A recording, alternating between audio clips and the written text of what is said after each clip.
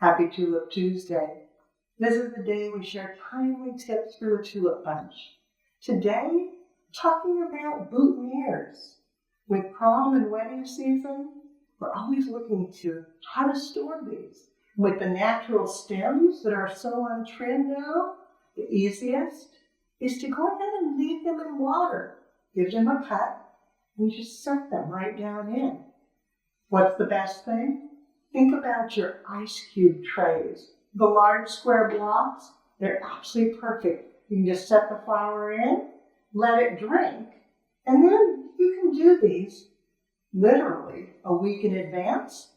When it gets close, go ahead and take them out, put them in the hydration chamber, and then get them ready for delivery.